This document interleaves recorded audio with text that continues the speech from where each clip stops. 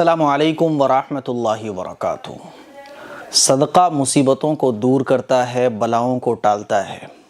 یہ کہاوت تو ہمارے معاشرے میں بہت زیادہ مشہور ہے، آپ لوگوں نے سنی بھی ہوگی، اور یہ بات بالکل سچ ہے۔ صدقہ مصیبتوں کو دور کرتا ہے، بلاؤں کو ٹالتا ہے۔ رسول اللہ صلی اللہ علیہ وسلم کا مبارک ارشاد ہے کہ صدقہ اللہ کے غضب کو ٹھنڈا کرتا ہے، صدقہ مصیبتوں کو دور کرتا ہے، اور صدقے کے ذریعے انسان بری موت سے محفوظ رہتا ہے۔ ایک واقعہ صدقے سے متعلق آج میں پڑھ رہا تھا، سوچا کہ آپ لوگوں کو سناؤں۔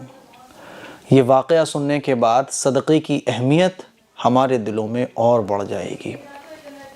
سب سے پہلے تو آپ یہ سمجھیں کہ صدقہ اور زکوٰۃ میں فرق ہوتا ہے۔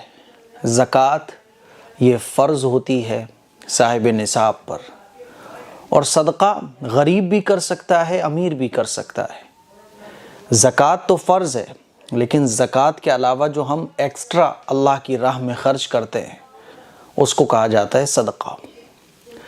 مصر کا ایک بادشاہ تھا، اس کو ایک آدمی جس کا نام ابن الفرات تھا، اس کو بڑی الجھن اور نفرت تھی۔ ہو سکتا ہے کہ یہ آدمی خراب ہو، یا اس کے کچھ کام ایسے ہوں جو مصر کے بادشاہ کو پسند نہ ہوں۔ بہرحال مصر کا وزیر اعظم اس شخص سے تھوڑی نفرت کرتا تھا، چاہتا تھا کہ اس کو مار دوں۔ ایک دن مصر کے وزیر اعظم نے اس ابن الفرات نامی شخص کو بلوایا۔ جب یہ شخص آیا وزیر اعظم کے پاس، بادشاہ کے پاس، تو بادشاہ نے کہا کہ میرا دل چاہتا ہے کہ تمہیں میں قتل کروا دوں، اور تمہاری جتنی بھی زمین جائیداد ہے اس کو میں قرق کر لوں، اور تمہیں قتل کروا دوں، تمہارا سب کچھ قبضے میں لے لوں۔ لیکن میں بہت دنوں سے ایک خواب دیکھ رہا ہوں، اور خواب میں یہ دیکھتا ہوں کہ میں تمہیں قتل کرنا چاہتا ہوں، لیکن تمہارے ہاتھ میں ایک روٹی ہے، اس روٹی کے ذریعے تم اپنا بچاؤ کر لیتے ہو۔ یہ خواب میں کئی بار دیکھ چکا ہوں، یہاں تک کہ میں نے دیکھا کہ میں اپنے لشکر کے ساتھ تمہیں قتل کرنے کے لیے جا رہا ہوں۔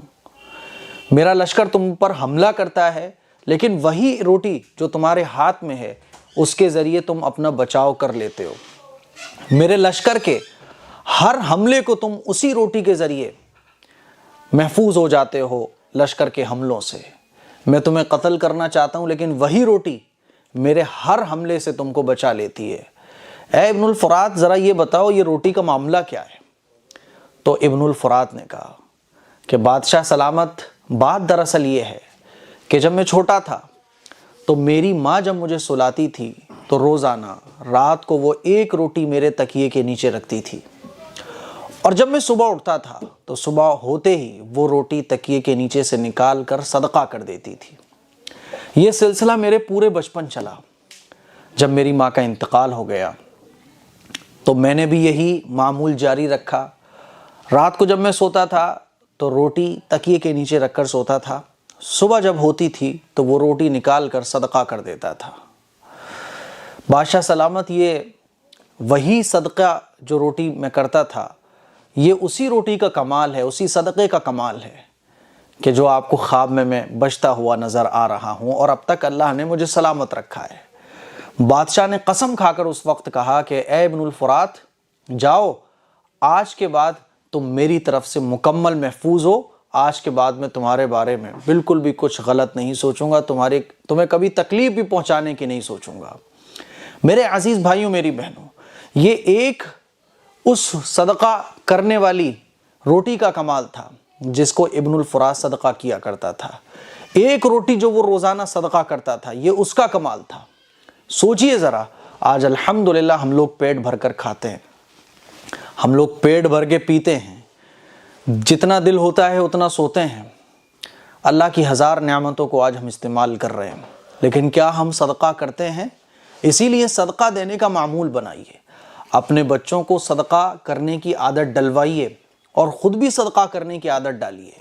ہو سکے تو روزانہ صدقہ کیجیے، ورنہ ایک باکس بنائیے، اس باکس کے اندر روزانہ 5 روپے 10 روپے جتنا آپ کا من ہو۔ اللہ تعالیٰ کوالٹی دیکھتا ہے، کوانٹٹی نہیں دیکھتا۔ 2 روپے 1 روپیہ اس باکس میں ڈالیے اور مہینے میں جتنا اماؤنٹ جمع ہو وہ کسی غریب رشتہ دار کو، کسی بے سہارا کو، کسی مجبور کو یا کسی ضرورت مند کی ضرورت پوری کر دیجئے۔ تو انشاءاللہ یہ جو ماہانہ صدقہ جو اماؤنٹ آپ روزانہ جمع کر کے ماہانہ کسی کو دو گے، انشاءاللہ اس سے بہت فائدے آپ کو اپنی زندگی میں دیکھنے کو ملیں گے۔ اسی لیے صدقہ کیجئے، خوب کیجئے۔ اس کلپ کو شیئر کریں، دوسروں تک پہنچائیں۔ السلام علیکم ورحمۃ اللہ وبرکاتہ۔